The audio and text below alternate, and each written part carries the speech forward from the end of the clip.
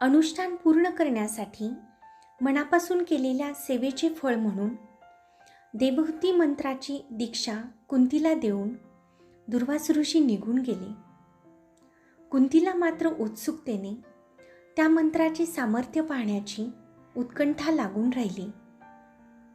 अविश्वासाने तिने विचार केला की अशा प्रकारे मंत्राने मुलगा होणं खरंच कधी शक्य आहे का? एका प्रसन्न पहाटे खिडकीतून दिसणाऱ्या लालभडक उगवत्या सूर्याच्या किरणांनी तिचे मन आकर्षून घेतले. तिने देवहूती मंत्राचे स्मरण केले. त्या क्षणी प्रत्यक्ष सूर्यनारायण तिच्या समोर प्रगट झाले. त्यांना समोर बघताच कुंती घाबरली. आपली चूक तिला उमगली. मग घाबरून नमस्कार करून ती म्हणाली, हे प्रभू, केवळ बालसुलभ जिज्ञासेपोटी आणि या मंत्राची सत्यता पडताळून पाहण्याच्या हव्यासापोटी मी आपले आवाहन केले. मी कुमारिका आहे. आपल्या पुत्राचा स्वीकार मी कसा काय करू? मला क्षमा करा. सूर्यनारायण म्हणाले, कुंती, मंत्राचं फल देण्यास मी बांधलेला आहे. तुला अतुल पराक्रमी, दानवीर, जन्मतः दिव्य कुंडले आणि सर्वांगावर अभेद्य कवच असलेला सुंदर पुत्र प्राप्त होईल. मात्र तू या क्षणी मनामध्ये साशंक असल्याने तो अविचार्य होईल. त्याचा वारंवार तेजोभंग होईल. सूर्यनारायण निघून गेले. कुंतीला आपली चूक उमगली. तिच्या कानात बाबांचे शब्द घुमू लागले.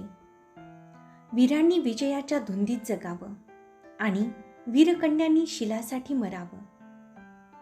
तिने राजवैद्यांकडून दुर्वास ऋषींच्या यज्ञाची सांगता करायची आहे असे सांगून जगातील सगळ्यात प्रभावी असे विष मागवून पिले. परंतु त्याचा काहीच उपयोग झाला नाही. यथावकाश कुंतीने एका अतिसुंदर, तेजस्वी आणि कवच कुंडलधारी बाळाला जन्म दिला. त्याचं सर्व शरीर सोनेरी रंगाचं होतं आणि कानात निळसर तांबसर प्रकाश फेकणारी 2 सुंदर मांसल कुंडलं होती. त्यावेळी वैदिक सभ्यतेनुसार जर मुलीने लग्नापूर्वी मुलाला जन्म दिला तर तिचे लग्न होण्याची शक्यता कमी होती. त्यामुळे एका लाकडी पेटीत बहुमल अलंकार ठेवून बाळाला त्यात ठेवून आपल्या विश्वासू दासी धातरीच्या मदतीने कुंतीने बाळाला अश्वनदीत सोडलं. यानंतर कक्षात येताच तिने रडून धातरीला सांगितलं, नगरातील एका चांगल्या कोळ्याला बोलावून आण आणि ती पेटिका कोणाला सापडते याचा शोध घ्यायला सांग. ती आपल्या बाळाच्या आठवणीने रडत होती. त्याचवेळी तिच्या वडिलांनी तिला स्वयंवराची तयारी करायची आहे असं सांगितलं. एके दिवशी एका कोळ्याने येऊन सांगितलं की राजकुमारी, ती पेटिका अश्वनदीतून चर्मणवती नदीत गेली. चर्मणवती नदीतून कनकपुराजवळ ती यमुनेत गेली. यमुनेतून ती प्रयागजवळ गंगेत गेली. प्रयागपासून ती काशीजवळ अंगदेशातील चंपानगरी जवळ गेली. धृतराष्ट्राचा सारथी अधिरथ गंगा नदीत घोड्यांना पाणी पाजत होता. त्याला ती पेटी सापडली. अधिरथाला मूलबाळ नव्हते. त्याने ते गोंडस बाळ घरी नेले. त्याने आणि त्याची पत्नी राधा यांनी बाळाचे उत्कृष्ट पालनपोषण केले. तो मुलगा सारथ्याच्या पर्णकुटीत अगदी सुखरूप आहे. कुंतीने त्या कोळ्याला सांगितले की तो मुलगा महान दुर्वास ऋषींच्या महायज्ञाचा आहे.